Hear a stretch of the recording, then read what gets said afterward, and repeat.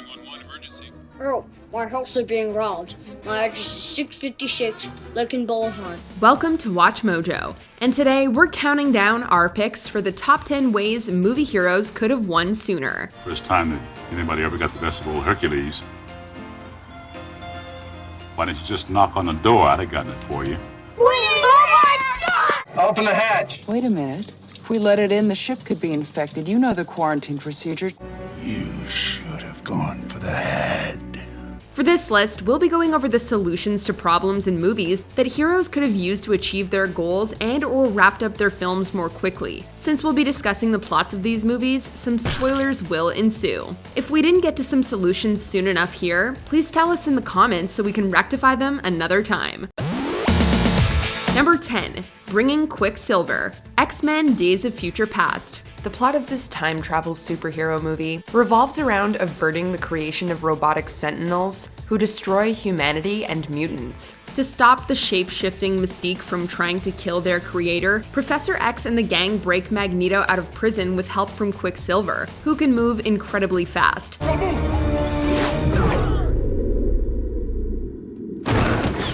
Except instead of bringing the guy who can move faster than a speeding bullet with them, they just leave him. Literally everything in the movie would have been easier with Quicksilver around. Sure, he couldn't reach Mystique like Charles could, but he could capture her in seconds. But killing him will not bring them back. It will set you on a path from which there is no return, and end the cycle of killing us and them till there is nothing left. But we can stop it right now. You and I. You just have to come home. Better yet, they could have just taken Quicksilver and skipped breaking out Magneto altogether, since he ended up trying to kill the president. Very heroic, Mr. President. But you had no intention of sparing any of us. The future of our species begins now. Number 9. Putting security guards on Castor Troy. Face Off. FBI agent Sean Archer relentlessly pursues terrorist Castor Troy after Troy kills the agent's son. However, just as Archer captures Troy, the maniac tells him that a bomb will go off in the city soon. I'm about to unleash the biblical plague LA deserves. I'll give this shithole a break if my brother and I walk. Before Troy can tell him where, he falls into a coma. In a ludicrous scheme, Archer gets a face transplant to discover where Troy planted the bomb by speaking to his associates as him. Unfortunately, Troy wakes up and threatens his surgeon into giving him Archer's face. Except this wouldn't have been a problem if there were any men guarding the dangerous criminal in his sleep. We know the 90s were a simpler time, but simple doesn't mean stupid. Still, at least we got some great action out of this blunder.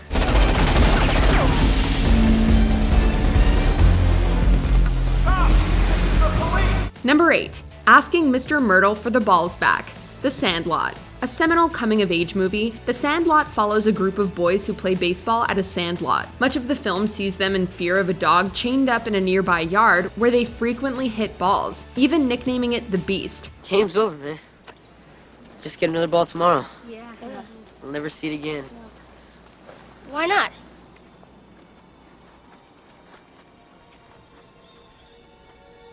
The Beast. However, despite going to elaborate means to get their balls back, especially when one of them proves to be a valuable signed one, none of the boys ever thinks to ask the dog's owner, Mr. Myrtle, if they can retrieve the balls from his yard.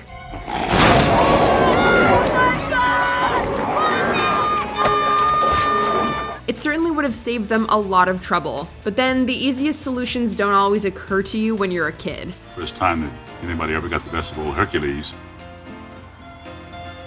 Why didn't you just knock on the door? I'd have gotten it for you. Number 7. Checking the tracker and not going in the paddock. Jurassic World. After an experimental dinosaur escapes its enclosure at the titular prehistoric creature zoo, many guests are killed and widespread mayhem ensues. However, it all could have been avoided with a little common sense. While viewing the Indominus Rex, Owen theorizes that it escaped based on claw marks. Were those claw marks always there?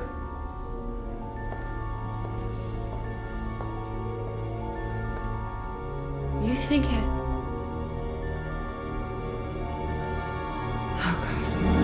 Claire claims that it can be tracked via the control room, which she calls while driving to it.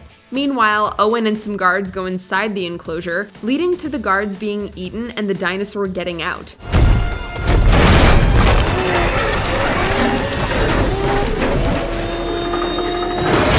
If Claire had just called the control room immediately, she'd have learned that it was still in the enclosure and none of it would have happened. Likewise, Owen and the guards didn't need to go into the paddock. Number 6. Calling 911. Home Alone. Kevin McAllister's time spent by himself veers between joy at being free of his awful family, melancholy that they're gone, and fear at the two burglars who attempt to rob his house. Probably looking at some very fine jewelry, possible cash hoard, odd marketable securities. Who knows? It's a gem. Although he sets up a variety of traps that would probably be lethal in real life, he only escapes their attempts to get him after calling the police. 911 emergency. Oh, my house is being robbed. My address is 656 Lincoln Boulevard. What's strange is that he didn't do this sooner. He overhears them planning to break into his house early on, and could easily dial 911 on them at any point after that. So let's take it one step at a time, okay? We'll unload the van, we'll get a bite to eat, we'll come back about 9 o'clock.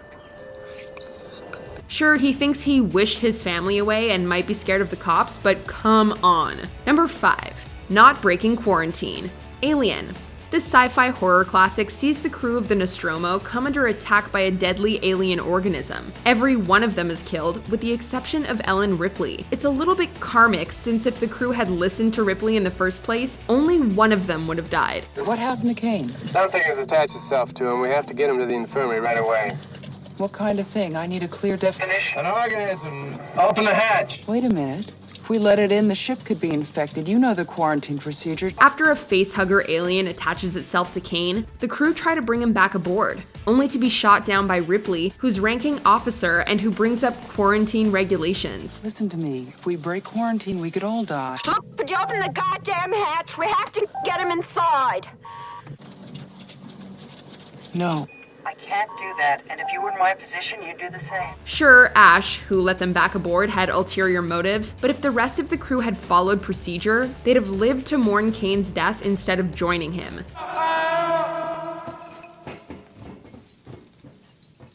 Number 4. Doing Nothing. Raiders of the Lost Ark.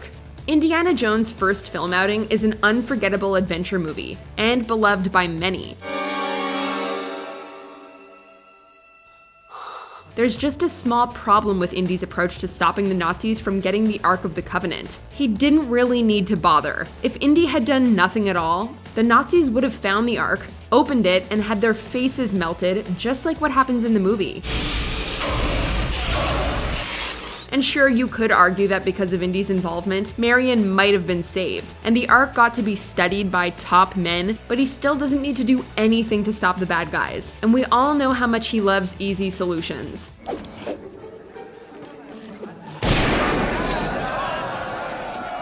Number 3. Attacking the shield generator from the air. Star Wars Episode 6, Return of the Jedi. The final battle of the original Star Wars trilogy sees the rebels attack the second Death Star. However, to destroy the new superweapon, a shield generator on the forest moon of Endor needs to be destroyed. It is protected by an energy shield, which is generated from the nearby forest moon of Endor.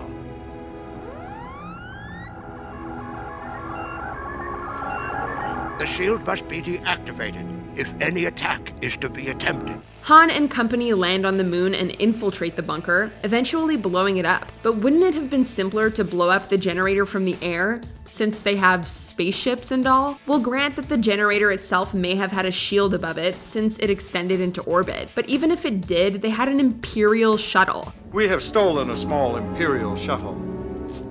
Disguised as a cargo ship and using a secret Imperial code, a strike team will land on the moon and deactivate the shield generator. That got them inside the shield, so they could have just dropped a bomb. They could have skipped the Ewok detour and ended the Empire sooner.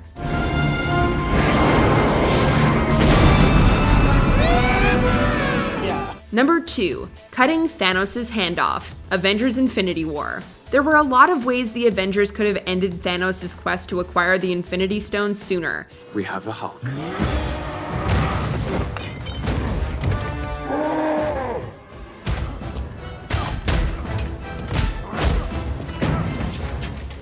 As tempted as we were to discuss how they could have just calmed Star-Lord down during his meltdown, we went with a more climactic moment. I got it! Oh god. During the battle in Wakanda, Thor finally catches up to Thanos and throws his spiffy new axe into the Conqueror's chest. Thanos tells him that he should have gone for the head. You should have gone for the head. Although that certainly would have worked, Thor could have also gone for the big purple baddie's hand. After all, you can't snap your fingers and wipe out half of the universe if you don't have fingers. Before we continue, be sure to subscribe to our channel and ring the bell to get notified about our latest videos. You have the option to be notified for occasional videos or all of them. If you're on your phone, make sure you go into your settings and switch on notifications. Number 1. Elrond destroying the ring. The Lord of the Rings, The Fellowship of the Ring. You thought we were gonna say the Eagles, didn't you? Ha! That's 3,000 years too late. It's because of men the ring survives. I was there, Handoff. I was there 3,000 years ago. Also inaccurate for various reasons, but moving on. Back when Sauron is first defeated and the One Ring is cut off his hand, Gondor's king Isildur takes up the ring. Although he and Elrond the Elf Lord take the ring all the way up Mount Doom to throw it into the fire, Isildur changes his mind and doesn't throw it in. Cast it into the fire!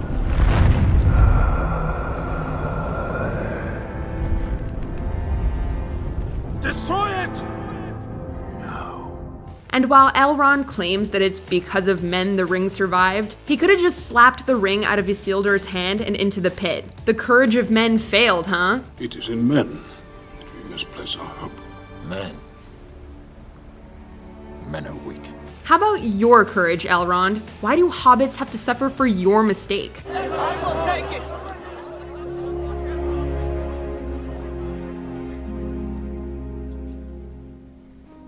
I will take the ring to Mordor. Do you agree with our picks? Check out this other recent clip from WatchMojo, and be sure to subscribe and ring the bell to be notified about our latest videos.